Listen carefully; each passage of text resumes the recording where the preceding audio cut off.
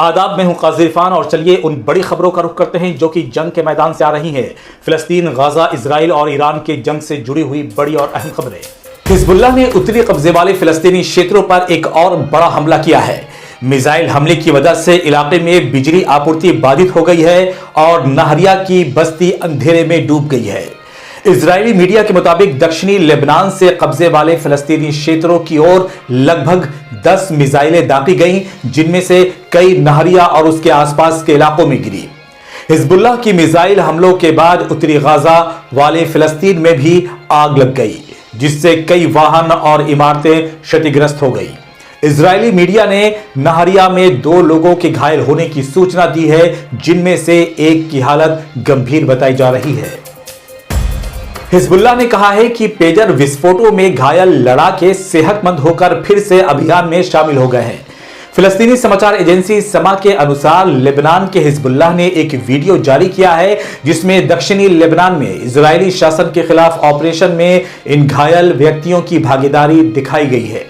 Video में कई लेबनानी Hezbollah सदस्य घायल आंखों और हाथों के साथ इजराइल के खिलाफ सैन्य अभियानों के लिए रॉकेट और गोला बारूद तैयार करते हुए दिखाई दे रहे हैं। इजराइल और हिजबुल्लाह के बीच युद्ध तेज तब हो गया था जब से हिजबुल्लाह लड़ाकों द्वारा इस्तेमाल किए जाने वाले पेजर और वॉकी टॉकी में विस्फोट करा दिया गया। इस घटना में नागरिकों सहित दर्जनों लोग मारे गए थे और नेतन्याहू ने आधिकारिक तौर पर इस धमाके की जिम्मेदारी ली थी।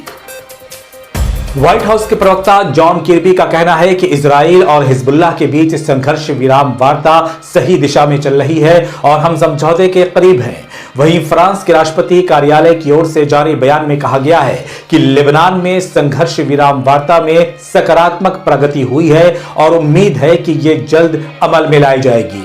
अरब मीडिया के मुताबिक संयुक्त राष्ट्र में इजराइल के राजदूत ने भी दावा किया है कि वह हिजबुल्लाह के साथ युद्ध विराम समझौते के करीब है। इजरायली कैबिनेट मंगलवार को इस पर चर्चा करने वाली है। गाजा पट्टी में बंद इजरायली कैदियों के परिवार के सदस्यों और रिश्तेदारों ने रैली निकाली। ये लोग हालात से निपटने में इजराइल द्वारा अपनाई गई नीतियों का विरोध कर रहे थे। प्रदर्शनकारियों ने हमास द्वारा बंधक बनाए गए इजरायली बंधकों की तस्वीरें लेकर नेतन्याहू के खिलाफ नारे लगाए। इन्होंने रिश्तेदारों और बच्चों की वापसी की मांग की। प्रदर्शनकारियों ने इजरायली राष्ट्रपति इसहाक हर्जोग की चुप्पी पर भी सवाल उठाए और उनकी चुप्पी की निंदा की। इजरायली सरकार बंधकों को अब तक छुड़ा नहीं पाई है। खबर है कि कई बंधक गाजा पर इजरायली हमलों में मारे भी गए हैं। ब्रिटिश सरकार के एक अधिकारी ने कहा है कि ब्रिटिश सरकार को नेतन्याहू और योआव गैलेंट के खिलाफ इंटरनेशनल कोर्ट की तरफ से जारी गिरफ्तारी वारंट पर फैसला लेना चाहिए।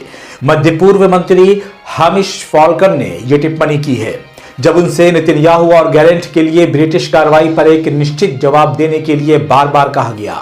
हामिश फॉल्कन ने कहा है कि देश में इस तरह का तजर्बा अभी तक नहीं किया गया है, क्योंकि अंतर्राष्ट्रीय आपराधिक न्यायालय द्वारा नामित कोई भी व्यक्ति ने अभी तक यूके का दौरा नहीं किया है। उल्लेखनीय है कि इंटरनेशनल क्रिमिनल कोर्ट ने नेतन्याहू और योआव गैलेंट के खिलाफ गिरफ्तारी वारंट जारी किया है और इस आदेश पर अमल करने को लेकर दबाव बढ़ता जा रहा है। तो ये थी ईरान इजराइल फिलिस्तीन जंग से जुड़ी हुई बड़ी खबरें। ऐसी ही खबरों से बाखबर रहने के लिए हमारे चैनल को लाइक, सब्सक्राइब और शेयर करें।